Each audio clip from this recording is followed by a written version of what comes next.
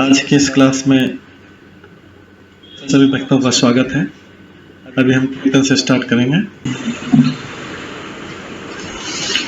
जय राधा माधव कुंज बिहारी, जय राधा माधव कुंज बिहारी, जय गोपीजन वल्लभ गिरिवर धारी, जय गोपीजन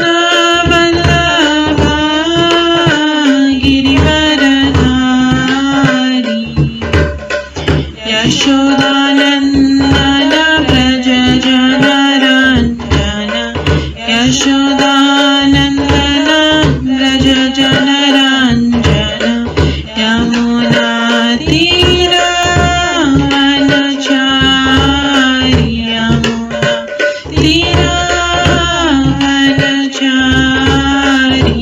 जय राधा माधव कुंज बिहारी, जय राधा माधव कुंज बिहारी। हरे कृष्णा कृष्णा कृष्णा हरे हरे, हरे राम राम राम हरे हरे, हरे कृष्णा कृष्णा कृष्णा हरे हरे, हरे राम राम राम हरे हरे,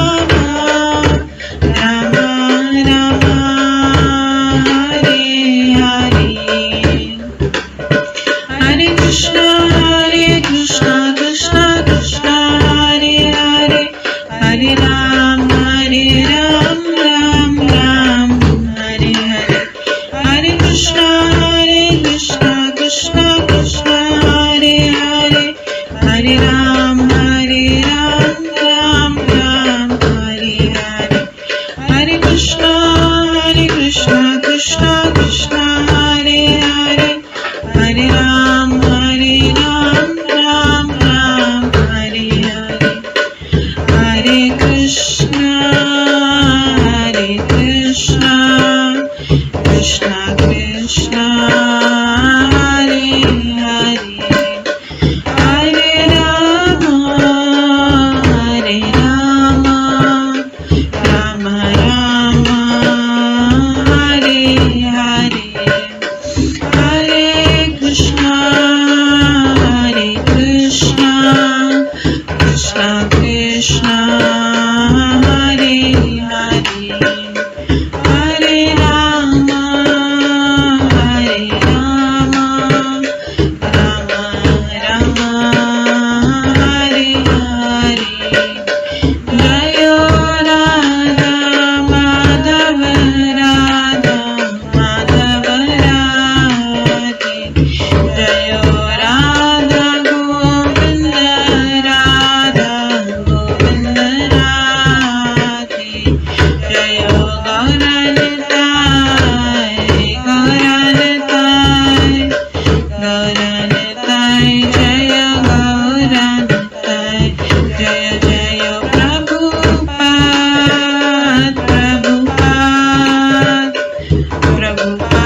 जय जय प्रभुपाद, जय जय गुरुदेव जय जय गुरुदेव, निताय गौर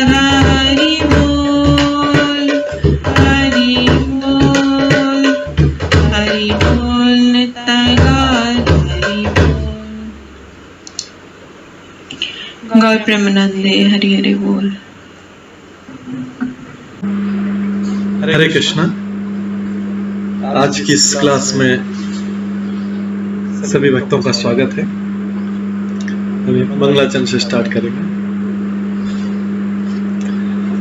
ॐ अज्ञानतिमिरन्धस्य ज्ञानाञ्जनशलाकया चक्षुरुन्मिलितं येन तस्मै श्रीगुरुवे नमः।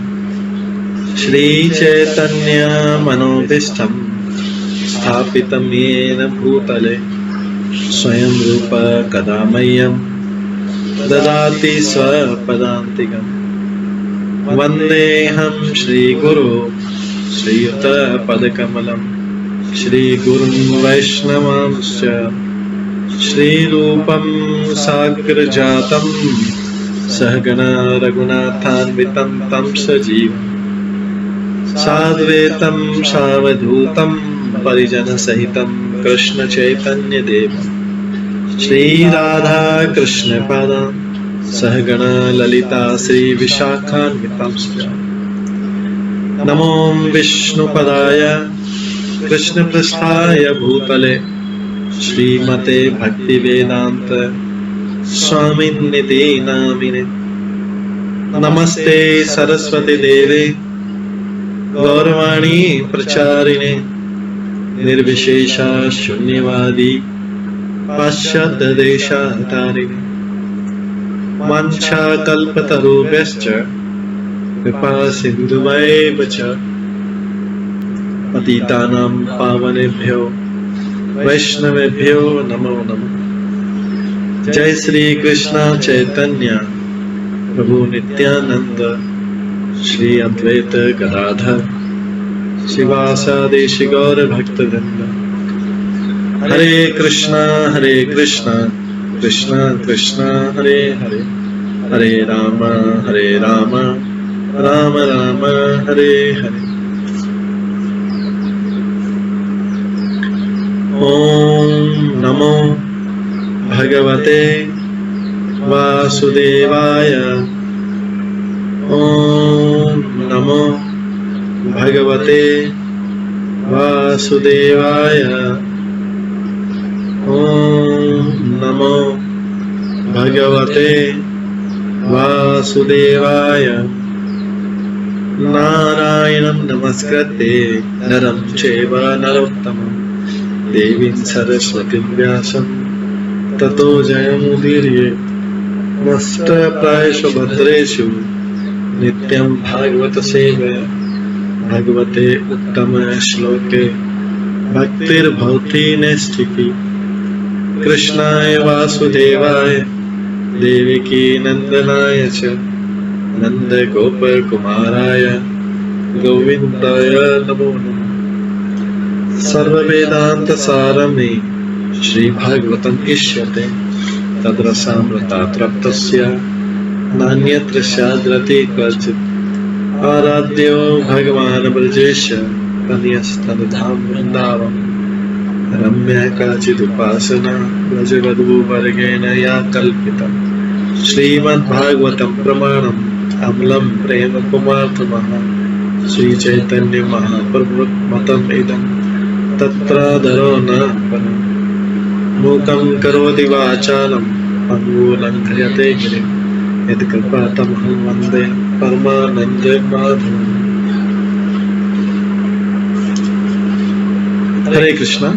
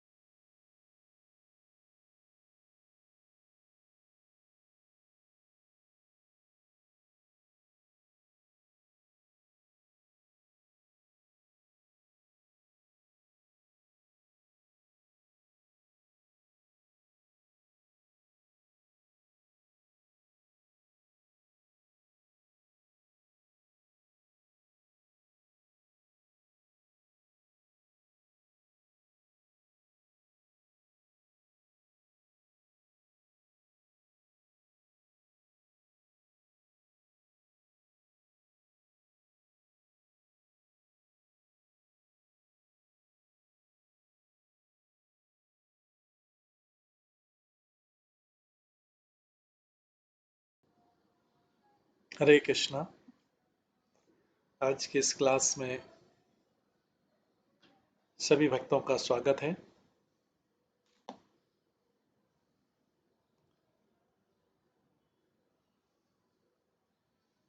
कल हम श्रवण कर रहे थे श्रीमद् भागवतम के 14वें अध्याय, तीसरे स्कंद के 14वें अध्याय से, जिसका नाम था संध्या समय दीति का गर्भधारण। तो हमने श्रवण किया था कि किस प्रकार से कश्यप मुनि के मना करने पर भी दीति ने कश्यप मुनि के साथ संग किया और इस तरह से गर्भधारण हुआ, क्योंकि वो संध्या का समय अनुचित समय था जिसमें शिव जी भूतों के साथ भ्रमण करते, इसलिए उनके गर्भ में कश्यप मुनि ने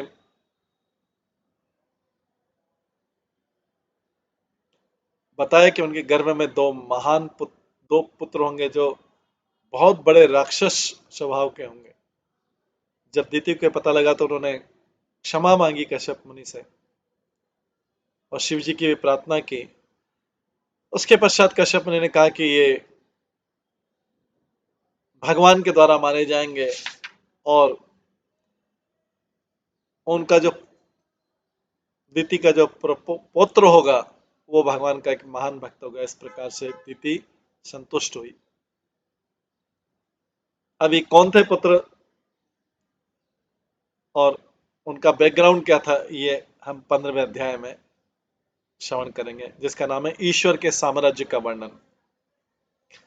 मैत्रेयवाच प्राजापत्यं तु तत्तेज परतेजोहनं दितिः दधार वर्षाणि शतं शंकमानासुरार्दनात्। श्री मैत्रेय ने कहा है विदुर, महर्षि कश्यप की पत्नी दिति यह समझ गई कि उसके गर्भ में स्थित पुत्र देवताओं के विक्षोभ के कारण बनेंगे। इससे देवताओं को डिस्टरबेंस होगा, क्योंकि जब भी कोई असुर उत्पन्न होता है उसके कारण सुर लोग डिस्टर्ब होते हैं। जब भी कोई असुर उत्पन्न होता है, असुर राक्षस सुरों को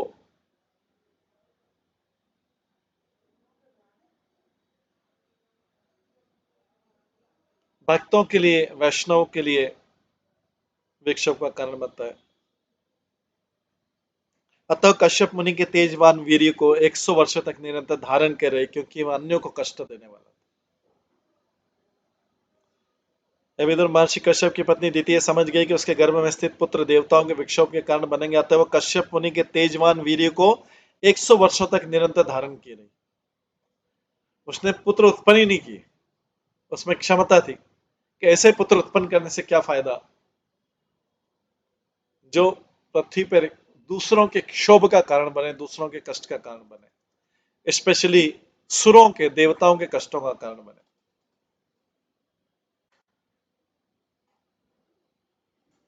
लिखा है कि 100 वर्षों तक निरंतर धारण किए, क्योंकि ये अन्यों को कष्ट देने वाला था।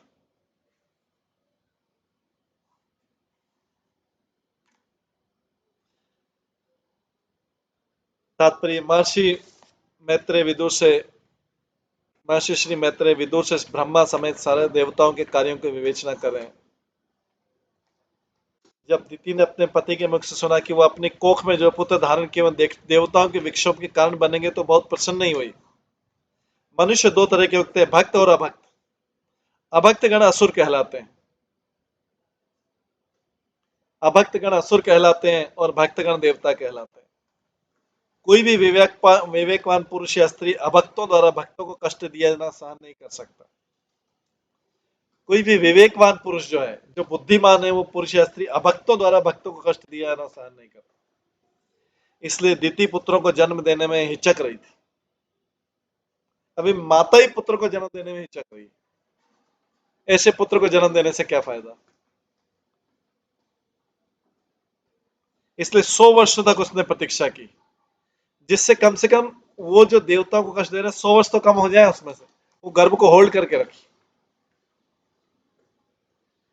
कि कम से कम उस अवधि के लिए तो देवताओं को उत्पात से बचा सके।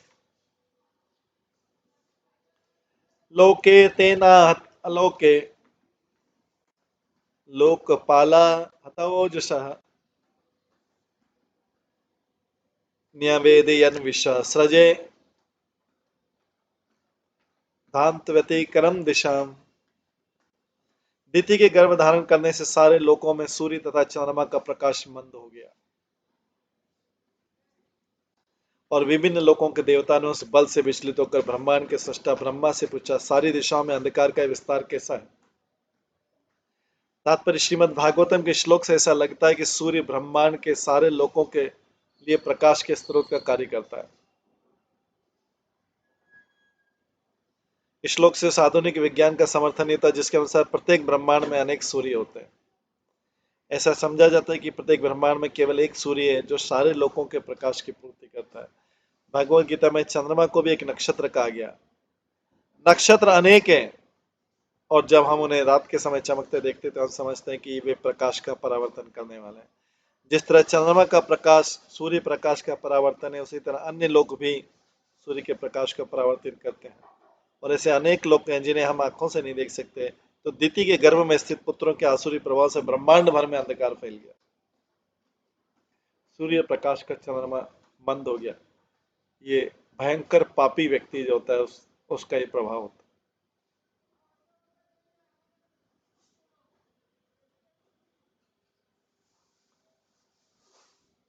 अभी जन्म से पहले ही देवा उचु देवता लोग कहते हैं,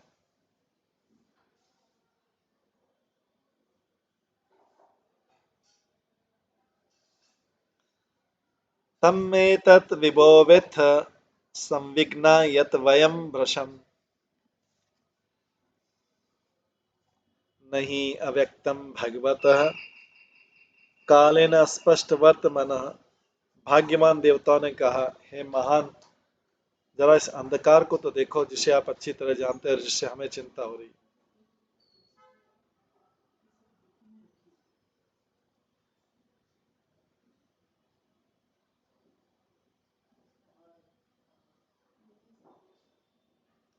भाग्यवान देवताओं ने कहा, महान, जरा इस अंधकार को तो देखो जिसे आप अच्छी तरह जानते हैं जिससे हमें चिंता हो रही है।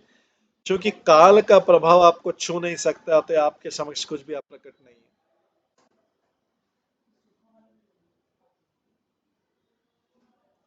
क्योंकि काल का प्रभाव आपको छू नहीं सकता, तो आपके समक्ष कुछ भी प्रकट नहीं है। यहाँ पर ब्रह्मा को विभु तथा भगवान कहा गया।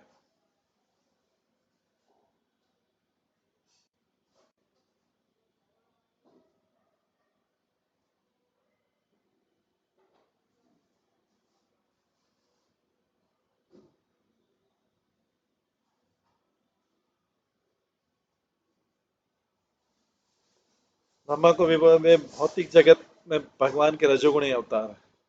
प्रतिनिधि के रूप में भगवान से अभिन्न आता है, उन पर काल का प्रभाव नहीं पड़ता। काल का प्रभाव भूत, वर्तमान तथा भविष्य के रूप में प्रकट होता है। यह ब्रह्मा तथा अन्य देवताओं जैसे महान पुरुषों का स्पर्श नहीं कर पाता। कभी कभी देवता तथा महर्षिगण जिन्होंने ऐसी सिद्धि प्राप्त कर ली त्रिकालज्ञ कहलाते हैं।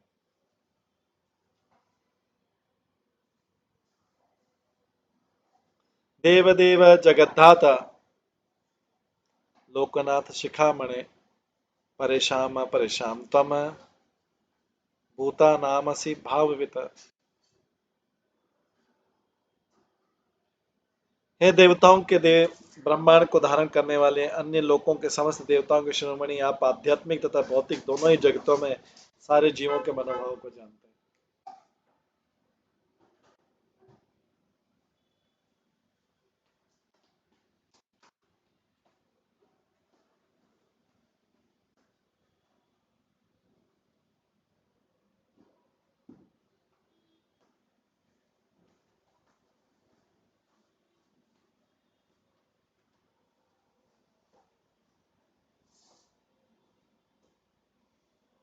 क्योंकि ब्रह्मा भगवान के ही तुल्य प्राय हैं, इसलिए उन्हें यहाँ पर देव देव कहकर संबोधित किया है। और चूंकि वे इस ब्रह्मांड के गौण सृष्टा हैं, इसलिए उन्हें ब्रह्मांड को धारण करने वाला कहा गया।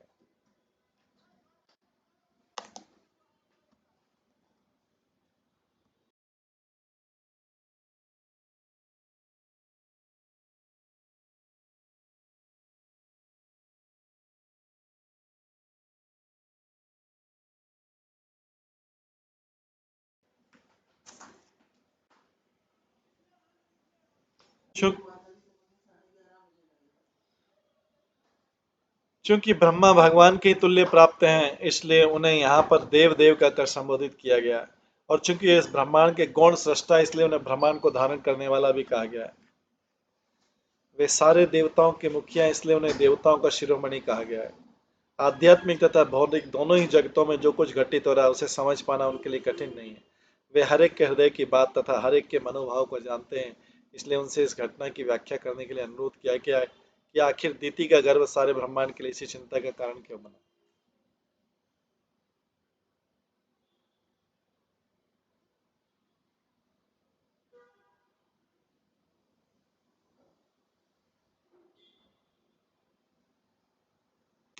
नमो विज्ञान वीर्याय माया इदम उपेयसे ग्रहित गुण भेदाय नमस्ते अव्यक्त योने।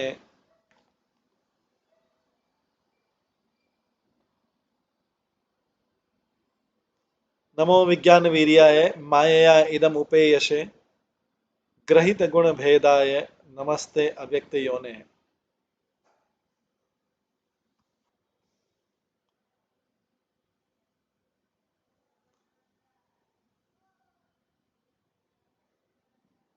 नमो विज्ञान वीर्याय माया इदम उपेयसे ग्रहित गुण भेदाय नमस्ते अव्यक्त योने। हे बल तथा विज्ञान में ज्ञान आदि के स्रोत, आपको नमस्कार है। आपने भगवान से पृथक रजोगुण स्वीकार किया है।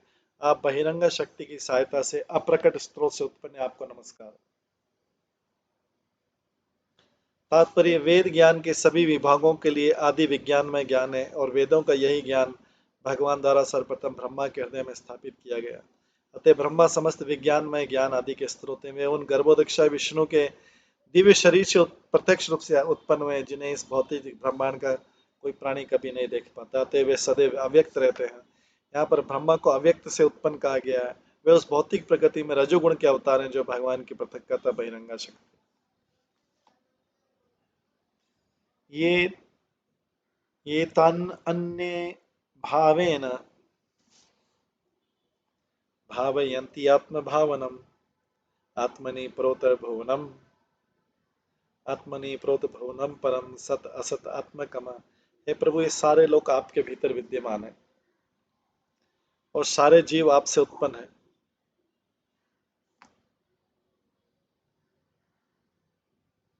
ये प्रभु, सारे लोग आपके भीतर विद्यमान है और सारे जीव आपसे उत्पन्न है। अतएव आप इस ब्रह्मांड के कारण है, और जो भी अनन्य भाव से आपका ध्यान करता है, वो भक्ति योग प्राप्त करता है।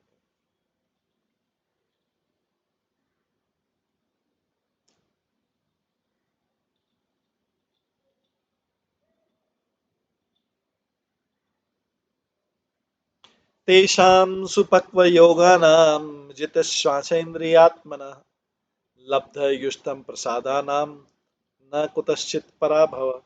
जो लोग श्वास प्रक्रिया को साध कर मन तथा इंद्रियों को वश में कर लेते हैं, और इस प्रकार जो अनुभवी प्रौढ़ी योगी हो जाते हैं, उनकी इस जगत में पराजय नहीं होती।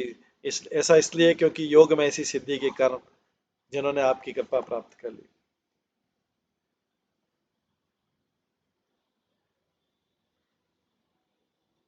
यहाँ पर योग प्रक्रियाओं के प्रयोजन को समझाया गया है। ऐसा कहा जाता है कि अनुभवी योगी श्वास प्रक्रिया को वश में करके इंद्रियों तथा मन पर पूरा नियंत्रण प्राप्त कर लेता है। अतः श्वास प्रक्रिया को वश में करना योग का चरम उद्देश्य नहीं, योग क्रियाओं का असली प्रयोजन मन तथा इंद्रियों को वश में करना। जिस किसी ने ऐसा नियंत्रण प्राप्त कर लिया है, उसे अनुभव प्रौढ़ योगी समझना चाहिए। यहाँ पर इंगित किया गया कि मन तथा इंद्रियों पर नियंत्रण रखने वाले योगी को भगवान का असली वर प्राप्त होता है और उसे भय नहीं रहता है। दूसरे शब्दों में, मनुष्य जब तक मन तथा इंद्रियों पर नियंत्रण प्राप्त नहीं कर लेता, तब तक वो भगवान की कृपा प्राप्त नहीं कर सकता। ऐसा तभी संभव है जब वो पूरी तरह से कृष्ण भावनामृत में संलग्न है। जिस व्यक्ति की इंद्रियां तथा मन सदैव भगवान की दिव्य प्रेमा भक्ति में लगे रहते हैं, उसके भौतिक कार्यों में लगे रहने की संभावना नहीं रहती। भगवान के भक्त ब्रह्मांड में कहीं पे भी पराजित नहीं होते।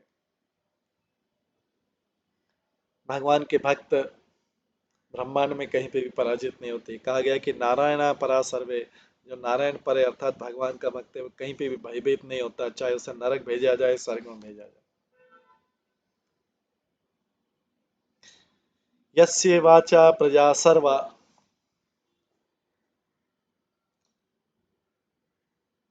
गावस्तन्त्या इव यंत्रिता हनन्ति बलिम आयत्ता तस्मै मुख्याय ते नमः। ब्रह्मांड के अंतर्गत सारे जीव वैदिक आदर्शों से उसी प्रकार संचालित होते हैं। ब्रह्मांड के अंतर्गत सारे जीव वैदिक आदर्शों से उसी प्रकार संचालित होते हैं जिस तरह बैल एक अपनी नाक से बनी रस्सी से संचालित होता है।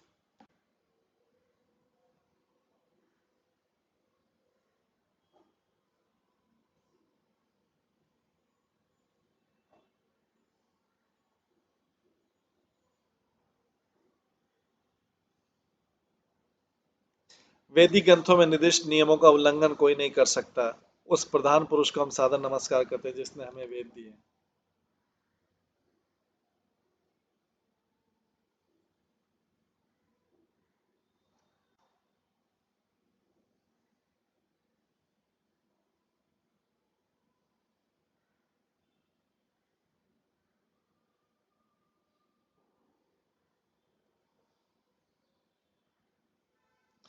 वैदिक ग्रंथ पूर्ण पुरुषोत्तम भगवान के नियम है। कोई भी व्यक्ति वैदिक ग्रंथों में दिए गए आदेशों का उल्लंघन नहीं कर सकता।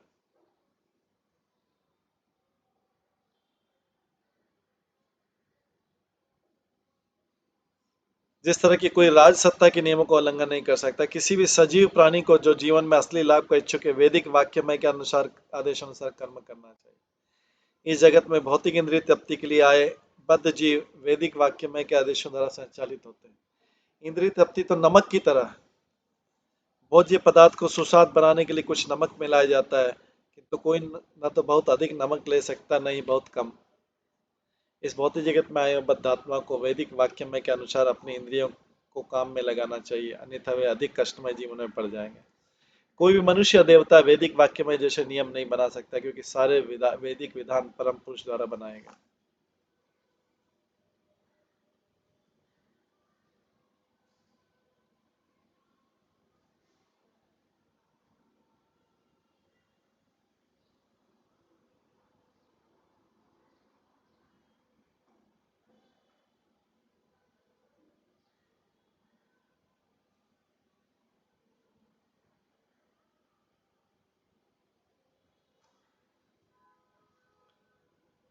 स त्वं विदस्त समभूमन् तमसा लुप्त कर्मणाम अधर्वदया दृष्टा आपान अरसिक्षुतम। देवताओं ने ब्रह्मा की स्तुति की कि कृपया हम पर कृपा दृष्टि रखें, क्योंकि हम कष्टप्रद स्थिति को प्राप्त कर चुके हैं। अंधकार के कारण हमारा सारा काम रुक गया।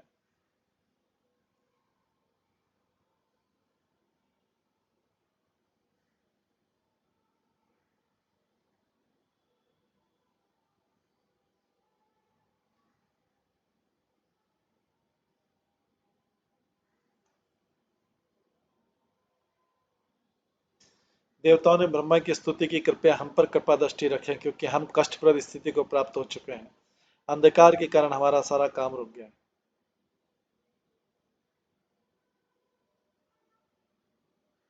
तात्पर्य ब्रह्मांड भर में पूर्ण अंधकार के कारण विभिन्न लोकों के नियमित कार्य तथा धंधे रुक गए थे।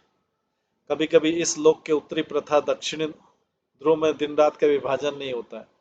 कभी कभी इस लोक के पृथ्वी के उत्तरी तथा दक्षिणी ध्रुव में दिन रात का विभाजन नहीं होता। इसी तरह जब सूर्य प्रकाश इस ब्रह्मांड के विभिन्न लोकों तक नहीं पहुंचता तो दिन तथा रात में कोई अंतर नहीं रहता।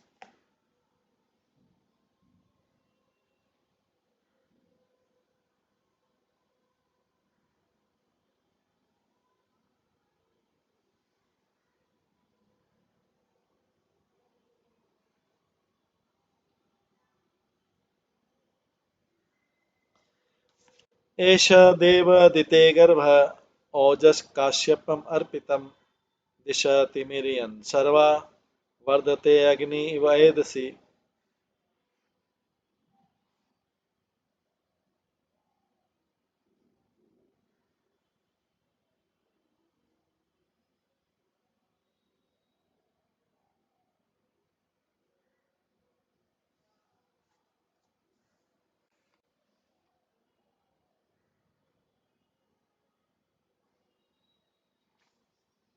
जिस तरह ईंधन अग्नि को वर्धित करता है, जिस तरह ईंधन अग्नि को वर्धित करता है, उसी तरह दिति के गर्भ में कश्यप के वीर्य से उत्पन्न भ्रूण ने सारे ब्रह्मांड में पूरा अंधकार उत्पन्न कर दिया।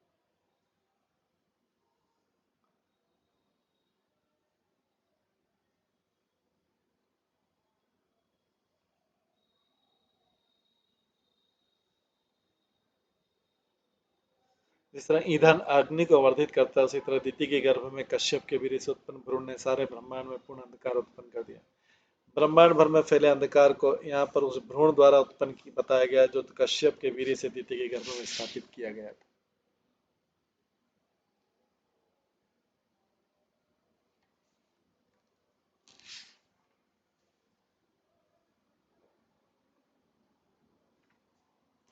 मैत्र उवाच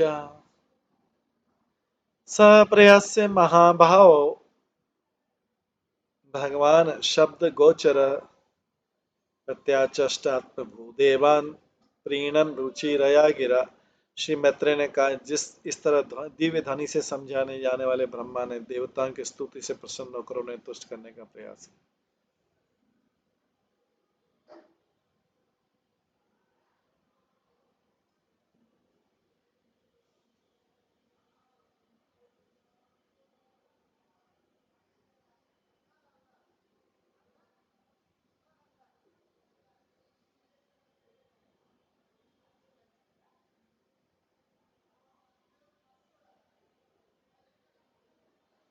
ब्रह्मा दिति के दुष्कर्मों को समझ गए थे, अतः वे सारी स्थिति हंस पर हंसे। उन्होंने वहां पर उपस्थित देवताओं को ऐसे शब्दों में उत्तर दिया जिन्हें समझ सके। ब्रह्मो वाचा, तो ब्रह्मा जी बोलते हैं, अभी समझाते हैं। मानसा में सुतायुष्मत पूर्वजा सनकादय चेरु विहाय सा लोकान लोकेशु विगत स्पृहा। ब्रह्मा जी ने कहा, मेरे मन से उत्पन्न 4 पुत्र सनक, सनंदन, सनातन, सनत कुमार तुम्हारे पूर्वज हैं।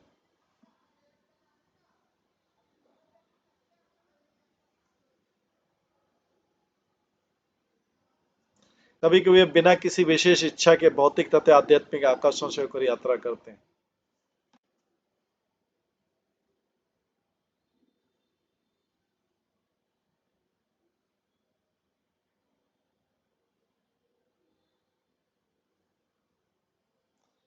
मेरे मन से उत्पन्न 4 पुत्र सनक, सनंदन, सनातन, सनत कुमार ये तुम्हारे पूर्वज हैं।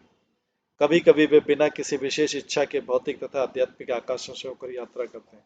तात्पर्य, जब हम इच्छा की बात करते हैं तो हमारा अभिप्राय भौतिक इंद्रिय तृप्ति से होता है। सनक, सनंदन, सनातन, संत कुमार जैसे संत पुरुष में कोई भौतिक इच्छा नहीं है, अपितु वे कभी कभी सारे ब्रह्मांड की स्वेच्छा से भक्ति का प्रचार करने के लिए यात्रा करते हैं।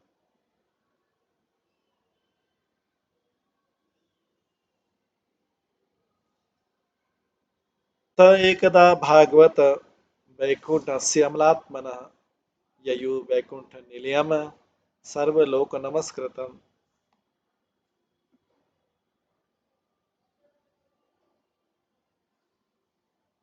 इस तरह सारे ब्रह्मांडों का भ्रमण करने के बाद वे आध्यात्मिक आकाश में भी प्रविष्ट हुए,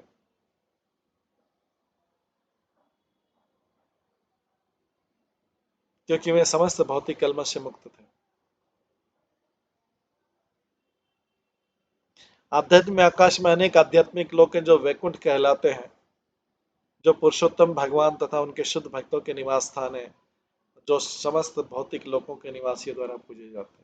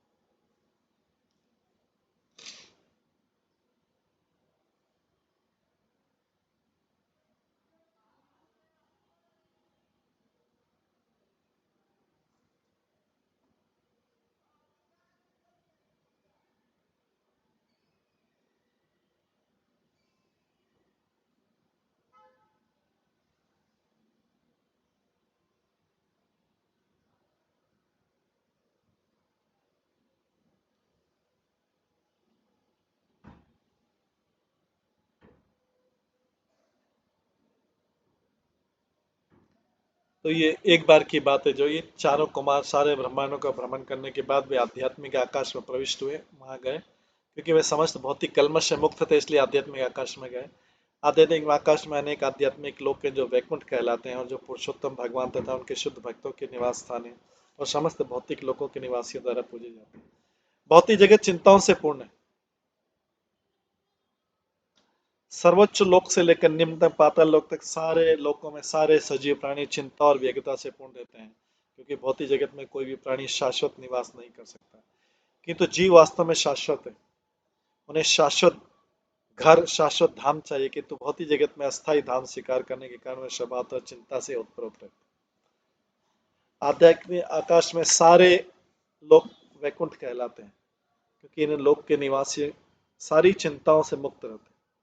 उनके लिए जन्म, मृत्यु, वृद्धावस्था तथा रोग का प्रश्न नहीं उठता, अतः वे चिंताग्रस्त नहीं रहते। दूसरी ओर भौतिक जगत के निवासी सदैव जन्म, मृत्यु, रोग तथा वृद्धावस्था से भयभीत रहते हैं, अतः वे चिंताओं से ओतप्रोत रहते हैं। वसंती यत्र पुरुषा सर्वे वैकुंठ मूर्तय ये अनिमित्त निमित्तेन धर्मेण आराधना हरिम। वैकुंठ लोक में सारे निवासी पुरुषोत्तम भगवान के समान आकृति वाले होते हैं। वे सभी इंद्रिय तृप्तियों की इच्छाओं से रहित होकर भगवान की भक्ति में लगे रहते हैं।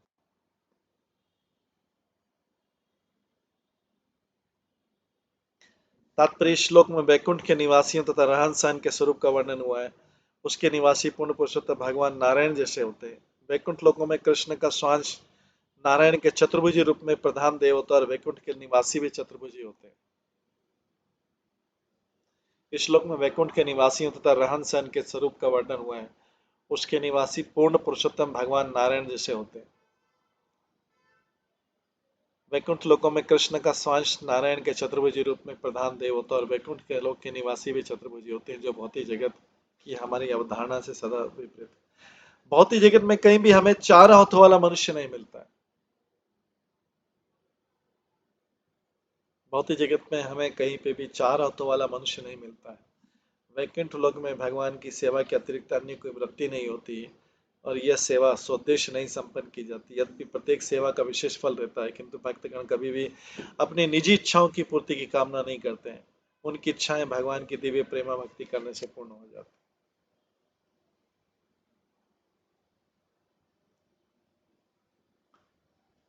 यत्र चाद्य पुमानास्ते भगवान शब्द गोचर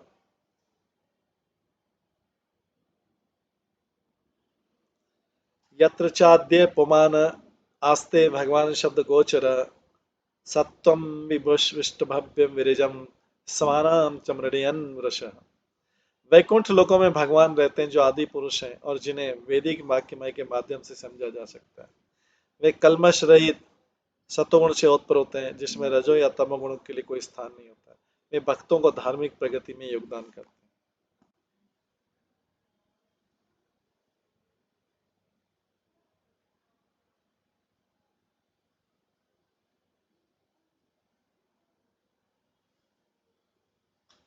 वैकुंठ लोकों में भगवान रहते हैं जो आदि पुरुष हैं, और जिन्हें वैदिक वाक्यमय के माध्यम से समझा जा सकता है। वे कल्मश रहित सतोगुण से उत्पन्न होते हैं, जिसमें रजो या तमोगुण के लिए कोई स्थान नहीं है। वे भक्तों की धार्मिक प्रगति में योगदान करते हैं।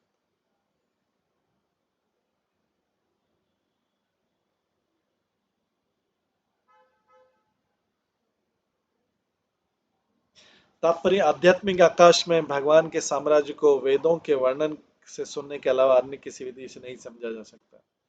कोई जाकर इसे देख नहीं सकता। इस भौतिक जगत में भी जो व्यक्ति किसी दूर स्थान पर मोटर वाहन द्वारा जाने का खर्च उठाने में असमर्थ हैं, वे इस स्थान के बारे में प्रामाणिक पुस्तकों के द्वारा जान सकते हैं।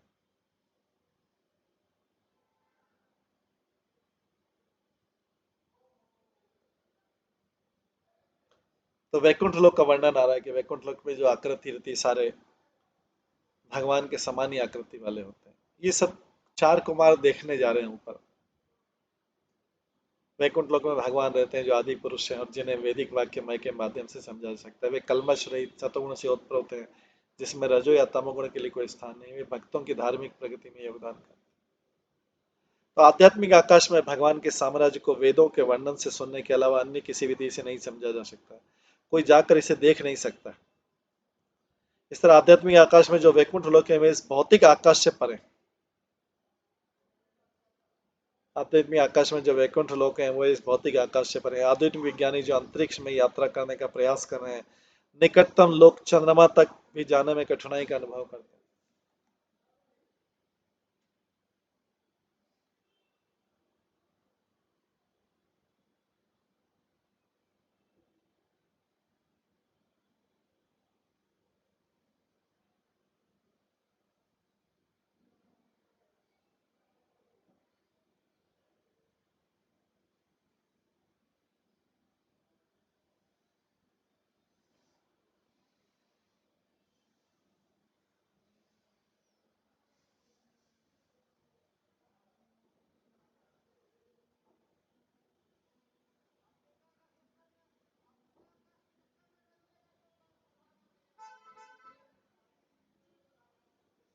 आधुनिकतम विज्ञानी जो अंतरिक्ष में यात्रा करने का प्रयास करें, निकटतम लोग चंद्रमा तक जाने में भी कठिनाई का अनुभव कर रहे हैं।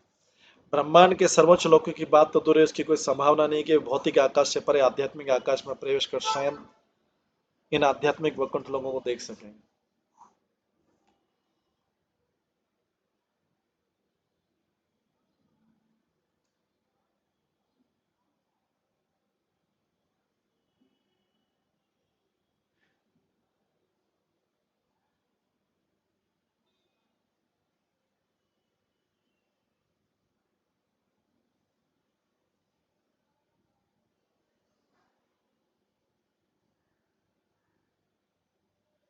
अतः आध्यात्मिक आकाश में ईश्वर के साम्राज्य को वेदों तथा पुराणों के प्रामाणिक विवरणों के माध्यम से समझा जा सकता है।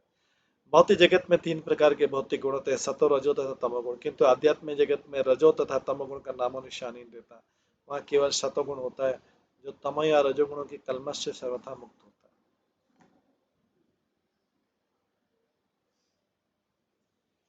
भौतिक जगत में चाहे कोई व्यक्ति पूर्णतः सतोगुणी ही क्यों न हुआ, तो वह भी तमो तथा रजोगुण से कभी भी प्रदूषित हो सकता है। किंतु वैकुंठ जगत में अर्थात आध्यात्मिक आकाश में एकमात्र सतोगुण अपने शुद्ध रूप में विद्यमान रहता है। भगवान तथा उनके भक्तगण वैकुंठ लोकों में ही निवास करते हैं और उसी दिव्य गुण अर्थात शुद्ध सत्व वाले होते हैं। वैकुंठ लोक वैष्णव को अत्यंत प्रिय है और वैष्णव के भगवत धाम की ओर निरंतर अग्रसर होने में भगवान स्वयं अपने भक्तों की सहायता करते हैं।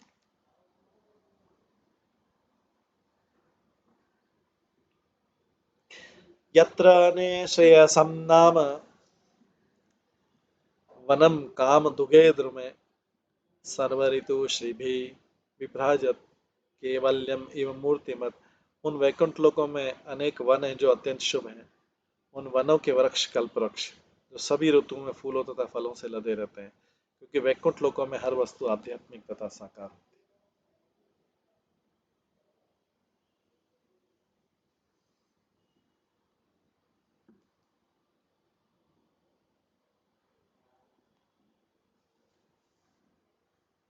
ये वैकुंठ का वर्णन है।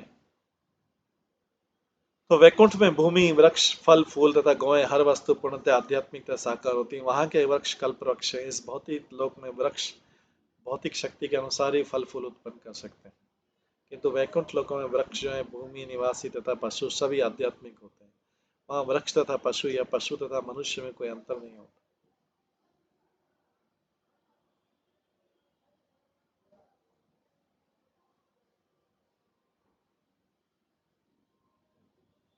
यहाँ पर मूर्तिमत शब्द सूचित करता है कि हर वस्तु का आध्यात्मिक स्वरूप होता है। इस श्लोक में निर्विशेषवादियों द्वारा कल्पित रूप विहीनता का खंडन किया गया। वैकुंठ लोकों में यद्यपि हर वस्तु आध्यात्मिक है, किंतु एक उसका एक विशेष रूप रहता है। वृक्षों तथा मनुष्यों का भी रूप है, और चूंकि वे भिन्न भिन्न रूप से निर्मित होते हुए भी सभी आध्यात्मिक है, अतः उनमें कोई अंतर नहीं होता। वैकुंठ लोक में सारी चीज आध्यात्मिक है।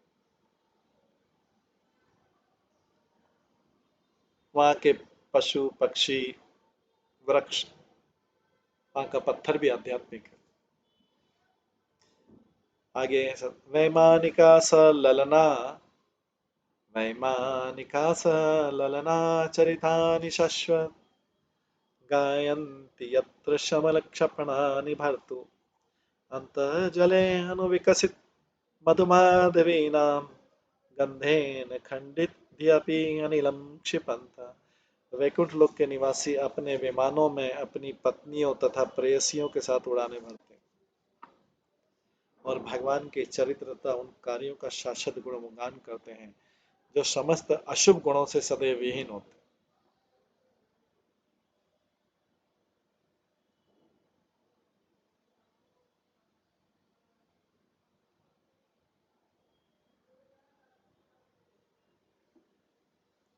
वैकुंठ लोक के निवासी अपने विमानों में अपनी पत्नियों तथा प्रेयसियों के साथ उड़ान भरते हैं और भगवान के चरित्र तथा उन कार्यों का शाश्वत गुणगान करते हैं जो समस्त अशुभ गुणों से सदैव विहीन होते हैं। भगवान के यश का गान करते समय वे सुगंधित तथा मधु से भरे पुष्पित माधवी फूलों की उपस्थिति का उपहास करते हैं।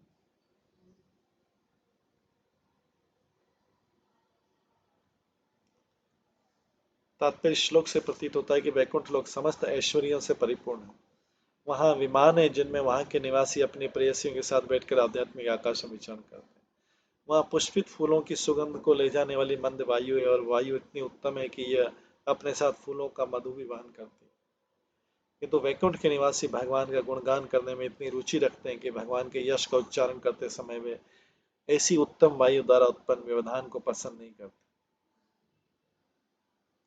दूसरे शब्दों में शुद्ध भक्त होते हुए भगवान की महिमा गान को अपनी इंद्रिय तृप्ति की अपेक्षा अधिक महत्वपूर्ण समझते हैं।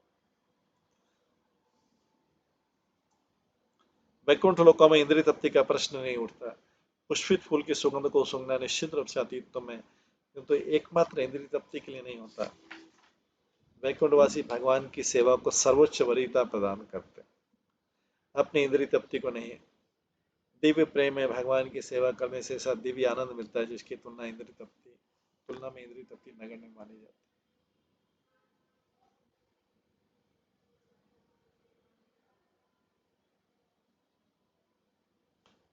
पाराव्रतन्यभृत सारस चक्रवाका दात्यो हंस शुकतित्तरि बहिनामय कोलाहल विर्मते अचिरमात्र उच्चे भंगाधिपे हरिकथामिव गायमान।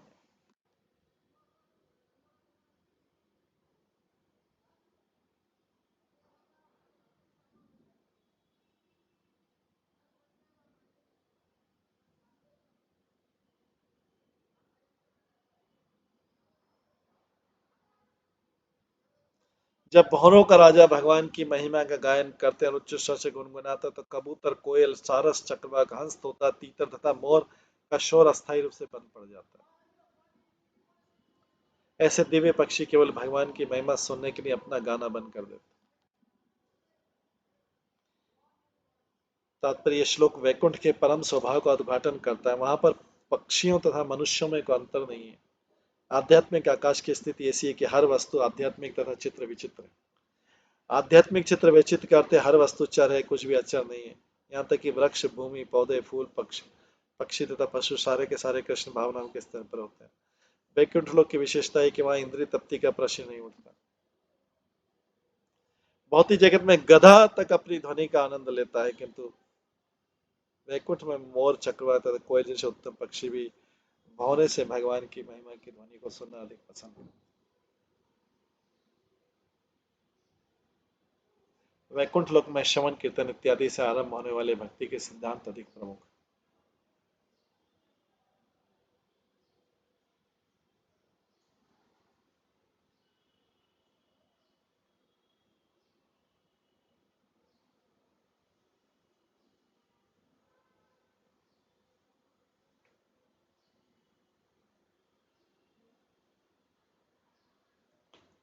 आगे बोल रहे हैं, मंदार कुंद कुरुबुत्पल चंपक कारण पुन्नाग नाग बकुलम मुझ परिजाता गंधे अर्चिते तुलसिका भरणेन तस्या यस्मिन् तपसु मनस बहुमानयन्ति। यद्यपि मंदार, कुंद, कुर्बक, उत्पल, चंपक, अर्ण, पुनांग, नागकेशर, बकुल, कुमुदनी तथा पारिजात से फूलने वाले पौधे दिव्य सुगंध से पूरित हैं, फिर भी वो तुलसी द्वारा की गई तपस्या सचेत है, क्योंकि भगवान तुलसी की विशेष वरीयता प्रदान करते हैं, स्वयं तुलसियों की माला पहनते हैं।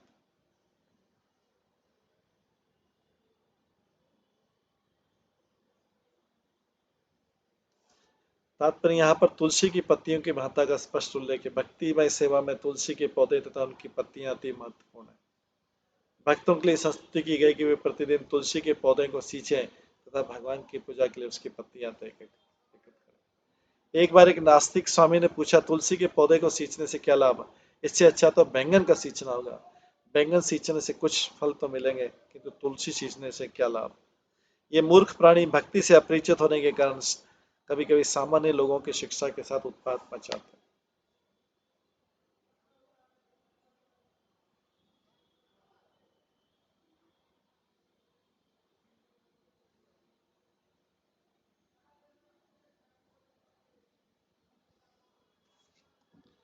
आध्यात्मिक जगत की सबसे महत्वपूर्ण बात यह है कि वहां भक्तों के मध्य ईर्ष्या द्वेष नहीं होता।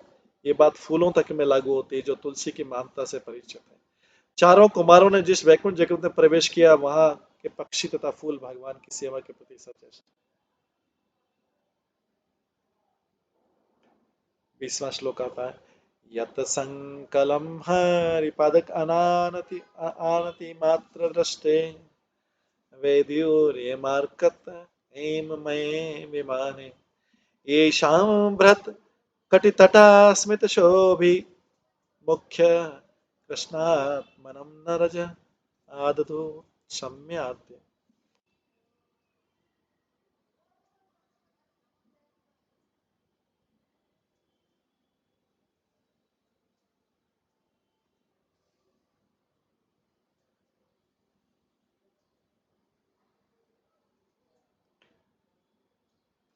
वैकुंठ निवासी वैदुर्य मरकत तथा श्रवण के बने हुए अपने अपने विमानों में यात्रा करते हैं।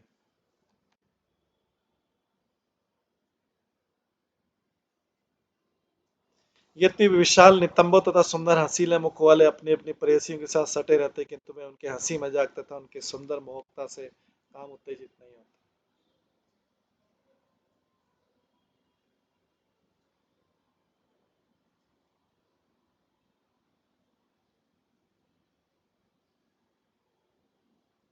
भौतिक जगत में भौतिकतावादी व्यक्तियों द्वारा अपने कठिन श्रम से ऐश्वर्य की प्राप्ति की जाती, तब तक भौतिक संपन्नता का भोग नहीं कर सकता जब तक उसे प्राप्त करने के लिए कठोर श्रम न करे। किंतु भगवत भक्तों को जो वैकुंठ निवासी मणियों तथा मरकतों की दिव्य स्थितियों को भोगने का अवसर प्राप्त होता है। मणि जनित स्वर्ण के आभूषण कठिन श्रम करने से नहीं अपितु भगवान के आशीष से प्राप्त होते।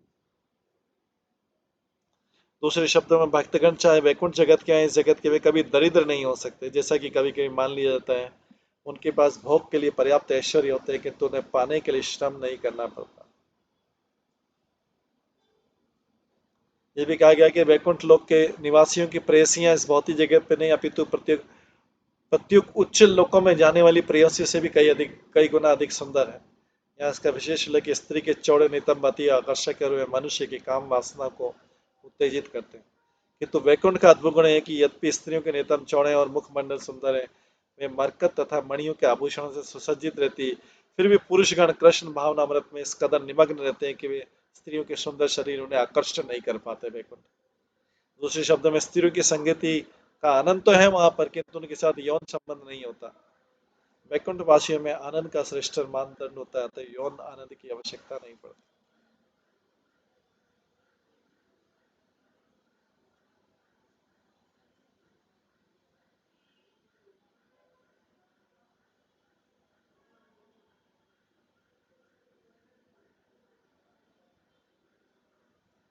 श्रीरूपिणी कर्णयतिचाराणविन्दं लीलाम्बुजेन हरिसद्यनिमुक्तदोष संलक्ष्यते स्फटिककुड्योपेतहेम्नि सम्मार्जति यद अनुग्रहेण आनंद। वैकुंठ लोगों की महिलाएं इतनी सुंदर होती है जैसे देवी लक्ष्मी स्वयं है। ऐसी दिव्य सुंदरियों जिनके हाथ कमलों के साथ क्रीड़ा करते हैं तथा पांवों के ऊपर झक्कार करते हैं, कभी भी उन संगमरमर की दीवारों को जो थोड़ी थोड़ी दूरी पर सुनहले किनारों से अलंकृत है इसलिए भू आरती देखी जाती है कि उन्हें भगवान की कृपा प्राप्त हो सके, उनको काम करने की जरूरत नहीं है। लक्ष्मी देवी सुंदरी, ऐसी सुंदरियां जिनके हाथ कमलों के साथ क्रीड़ा करते हैं तथा पांवों के ऊपर झंकार करते हैं, कभी कभी उन संगमरमर की दीवारों को, मार्बल की दीवारों को जो थोड़ी थोड़ी दूर पर सुनहरे किनारों से अलंकृत है, इसलिए बुहारती इससे साफ करती है कि भगवान की कृपा प्राप्त हो सके। ब्रह्म संहिता में लिखा है कि भगवान गोविंद के धाम में सदैव करोड़ों लक्ष्मियां उनकी सेवा करती हैं। लक्ष्मी सहस्त्र शत संभ्रम सेव्यमानम, ये करोड़ों अरबों लक्ष्मियां जो वैकुंठ लोक में निवास करती है, पुरुषोत्तम भगवान की वास्तविक प्रेमिकाएं नहीं है, अभी तो भगवत भक्तों की पत्नियां हैं और वे भगवान की सेवा भी करते हैं। यहाँ यह कहा गया है कि वैकुंठ लोकों में संगमरमर के घर बने होते हैं, इसी प्रकार ब्रह्म संहिता में कहा गया है वैकुंठ लोकों की फर्श स्पर्श मणि की बनी होती है, इसलिए वैकुंठ में पत्थर को बुहारने की कोई आवश्यकता नहीं रहती, क्योंकि उस पर रंच मात्र भी धूल नहीं है। फिर भी भगवान को तुष्ट करने तो स्त्रियां सदैव संगमरमर की दीवारों की झाड़ती रहती है। क्यों? इसलिए कि वैसा करने से भगवान की कृपा पाने के लिए उत्सुक रहती है।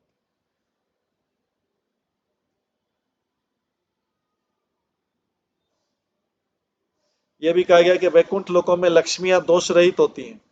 सामान्यतः लक्ष्मी एक स्थान पर स्थायी रूप से नहीं रहती, उनका नाम चंचला है, जिसका अर्थ है जो स्त्री न हो। अतः हम देखते हैं कि जो व्यक्ति बहुत ही धनवान है वह अति निर्धन बन सकता है। एक और उदाहरण रावण का है। रावण लक्ष्मी अर्थात सीता जी को अपने साम्राज्य में ले गया, किंतु लक्ष्मी जी की कृपा द्वारा सुखी होने के बजाय उसका परिवार तथा सारा साम्राज्य नष्ट हो गया। इस तरह रावण के घर में लक्ष्मी चंचला अर्थात अस्थिर है। रावण की श्रेणी के लोग केवल लक्ष्मी को उनके पति नारायण के बिना चाहते हैं।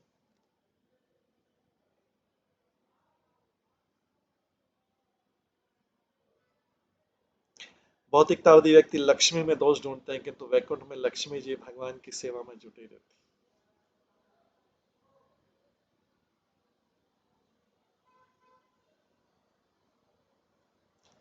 भाग्य की देवी होते हुए लक्ष्मी जी भगवान की कृपा के बिना सुखी नहीं रह सकती।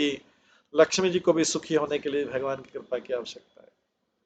फिर भी भौतिक जगत में सर्वोच्च प्राणी ब्रह्मा जी भी सुख के निमित्त लक्ष्मी जी की कृपा के लिए उनका मुख देखते रहते हैं।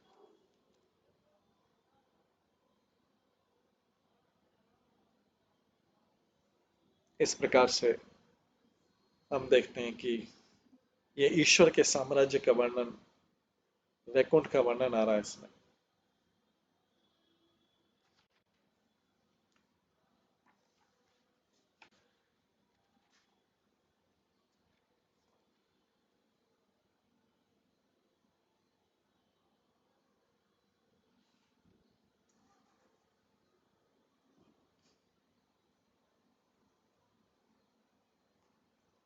ये वैकुंठ के साम्राज्य का वर्णन और भी आगे है, लेकिन अभी आज इसको हम यहीं पे विराम देते हैं और इसके द्वारा हम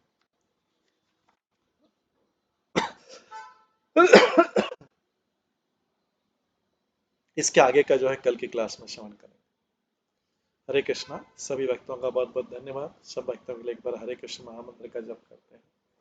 हरे कृष्णा कृष्णा कृष्णा हरे हरे, हरे राम राम राम। श्रीमद् भागवतम महापुराण की जय। श्रील प्रभुपाद की जय। सभी भक्तगणों की जय।